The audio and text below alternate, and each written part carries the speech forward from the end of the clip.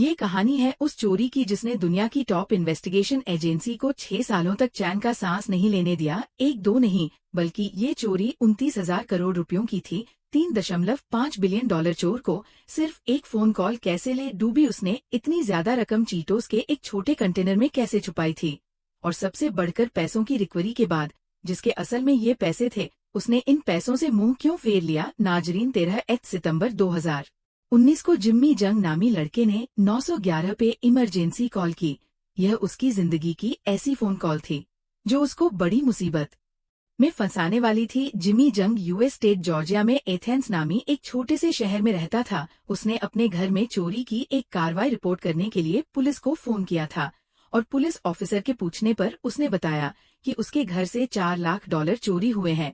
इतनी बड़ी अमाउंट सुनकर पुलिस ऑफिसर को थोड़ा शौक सा लग गया। जिमी ने अपने घर पर बेहतरीन सिक्योरिटी सिस्टम लगा रखा था और उसके पास चोर की घर में घुसने की सीसीटीवी फुटेज भी मौजूद थी, जिसने अपना फेस कवर किया हुआ था। जिमी जंग जॉर्जिया यूनिवर्सिटी का ग्रेजुएट था और वह अपने दोस्तों में पार्टी बॉय के नाम से पहचाना जाता था। वो एक एक पार्टी में 5 लाख डॉलर्स यानी करीब 1.25 करोड़ रुपए उड़ा देता था। किसी बार में जाता तो वहां मौजूद तमाम लोगों को फ्री ड्रिंक्स खरीद कर देता। उसके ज्यादातर दोस्त उसका साथ सिर्फ पैसों और अयाशी की लालच में देते थे।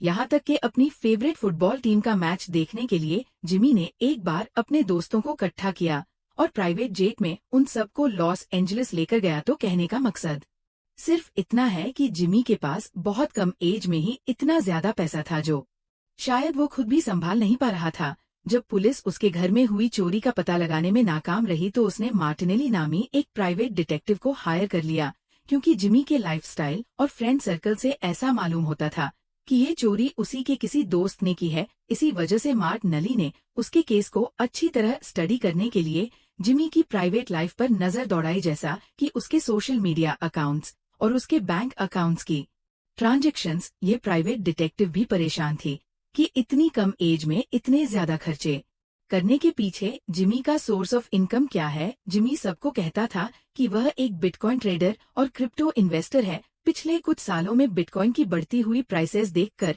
हर कोई इसकी बात पर यकीन कर लेता था। मार्टिनेली का कहना था कि वीडियो फुटेज में जो लड़का उसके घर में घुस रहा है, उसको सब मालूम था कि जिम्मी घर पर नहीं है और उसको किस वक्त कार्रवाई करनी है, जिससे ये जाहिर होता है कि ये जरूर कोई जिमी का करीबी दोस्त है। ऐसा नहीं था कि एथेंस की पुलिस का जिमी के साथ पहली बार कनेक्शन बना था। कुछ सालों पहले भी वह कोकेन रखने के केस में पकड़ा जा चुका था और तब से लेकर जिमी का पुलिस ऑफिसर्स के साथ बड़ा अच्छा बिहेवियर था। अक्सर एथेंस पुलिस उसके घर पर लगे सीसीटीवी कैमरा को इस्तेमाल करके दूसरे किसी केस की इन्वेस्टिगेशन भी करती थी, लेकिन इस बार 911 को की गई कॉल की वजह से जिमी पुलिस की नजरों में काफी हाईलाइट हो चुका था। इसी दौरान रीजनल साइबर क्राइम यूनिट को भी मालूम पड़ गया कि जिमी जंग के घर से 4 लाख डॉलर चोरी हुए हैं और यह खुद को बिटकॉइन ट्रेडर बताता है। उनको शक हुआ कि जिमी के पास बिटकॉइन ही सही पर इतने ज्यादा पैसे आखिर आए कहां से। ये रीजनल साइबर क्राइम यूनिट पिछले 7 सालों से सिल्क रोड क्रिप्टो हाइस्ट के केस को इन्वेस्टिगेट कर रहा था, लेकिन इतने अरसे से इनको एक भी हिंट नहीं मिली थी। सिल्क रोड एक ऑनलाइन एक्सचेंज थी जहां सारे गलत काम होते थे।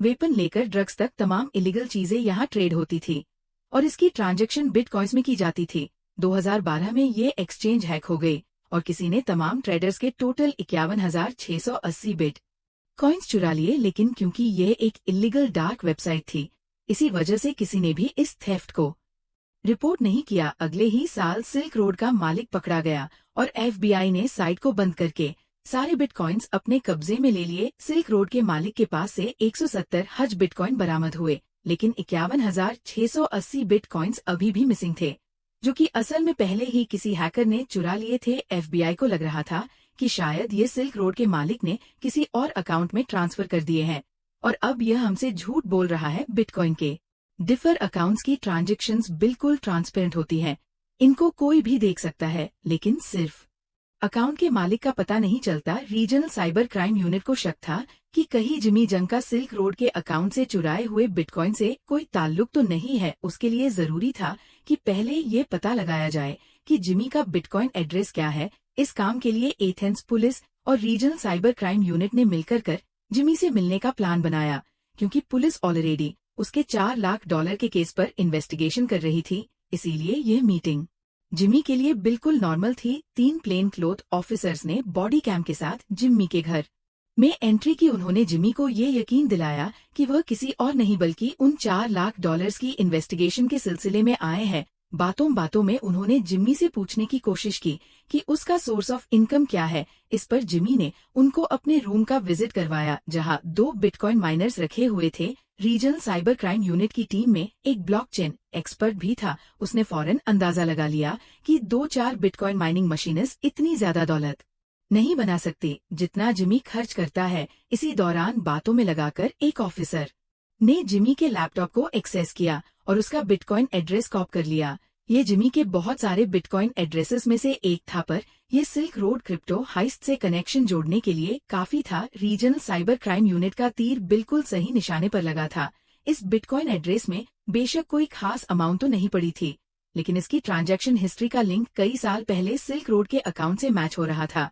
ये तो साबित हो चुका था कि जिमी का जरूर सिल्क रोड के हाइस्ट से कोई कनेक्शन है। अब ऑफिसर्स को तलाश थी उन 51,000 बिटकॉइंस की जो उनके ख्याल में जिमी के पास ही मौजूद थे। उन्होंने एक बार फिर से जिमी से कांटेक्ट करके उससे मीटिंग फिक्स की, लेकिन इस बार वह उसके खिलाफ सर्च वारंट लेके गए थे।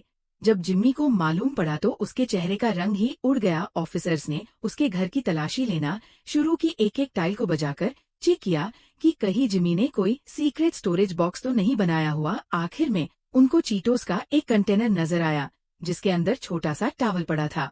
स्नैक्स के कंटेनर में टावल का पीस देखकर उनको शक हुआ तो उन्होंने उसको बाहर निकाला। उस टॉवल के नीचे उनको एक छोटी सी कंप्यूटर चिप पड़ी दिखाई दी। ये बिटकॉइन का हार्ड वॉलेट था, जिसमें 51,000 बिटकॉइन अभी भी मौजूद थे और 2020 में इनकी कीमत $3.5 बिलियन बनती थी। जिमी जंग अब बुरी तरह फंस चुका था। अपने $4 लाख के चोर को पकड़ने के चक्कर में वह 51,000 बिटकॉइंस गवा बैठा था। जिमी ने ऑफिसर्स को बताया कि अपनी ड्रग्स की आदत को पूरा करने के लिए वो सिल्क रोड एक्सचेंज पर जाता था और वहां से ड्रग्स खरीदता था। 2012 में एक दिन जब वो वहां से अपने बिटकॉइन वापस विड्रॉ कर रहा था तो उसको वेबसाइट में एक लूप होल नजर आया। जिमी के पास वैसे ही ब्लॉकचेन की अच्छी खासी नॉलेज थी, तो उसने उस लूप होल को यूज करते हुए बाकी तमाम वेबसाइट के यूजर्स के बिटकॉइन भी विड्रॉ करना शुरू कर दिए। जब वह 51,680 बिटकॉइंस विड्रॉ कर बैठा तो सिल्क रोड के मालिक को मालूम पड़ गया। उस वक्त बिटकॉइन की वैल्यू के हिसाब से ये अमाउंट $1 लाख बनती थी। सिल्क रोड के मालिक को मालूम था कि वह पुलिस में तो कंप्लेन कर नहीं सकता, इसलिए उसने जिम्मी को प्राइवेट मैसेज किया और उससे पूछा कि तुमने वेबसाइट में क्या लूप होल ढूंढा है। जिमी ने उसको वेबसाइट का लूप होल बता दिया, जिसके बदले में उसने चुराए हुए बिटकॉइंस माफ कर दिए। एथेंस पुलिस, FBI और रीजनल साइबर क्राइम यूनिट कई साल पुराने केस को अब सॉल्व कर चुके थे। 2023 में जिमी जंग को वायर फ्रॉड के केस में 1 साल और 1 दिन की सजा सुनाई गई। ये US की हिस्ट्री का सबसे बड़ा बिटकॉइन हाई समझा जाता है। जिमी अगर उस दिन 911 को कॉल ना करता तो शायद आज वो अपने बिटकॉइन समेत आजाद घूम रहा होता, पर इस फोन कॉल ने जिमी को एक ही झटके में आसमान से जमीन पर ला गिराया। FBI ने सीज किए गए 51,000 बिटकॉइंस के असल मालिका के नाम एक नोटिस निकाला कि जिनका भी 2012 सिल्क रोड क्रिप्टो हाइस्ट में नुकसान हुआ था, वो सामने आकर अपने बिटकॉइन क्लेम कर ले। पर हैरत की बात यह थी कि एक भी आदमी सामने नहीं आया, क्योंकि सामने आने का मतलब है कि उसका सिल्क रोड पे अकाउंट था, और सिल्क रोड पे अकाउंट का एक ही मतलब है कि वह किसी न किसी क्रिमिनल एक्टिविटी में इवॉल्व था। आप लोगों के प्यार भरे कमेंट्स का बेहद शुक्रिया। मिलते हैं अगली शानदार वीडियो में।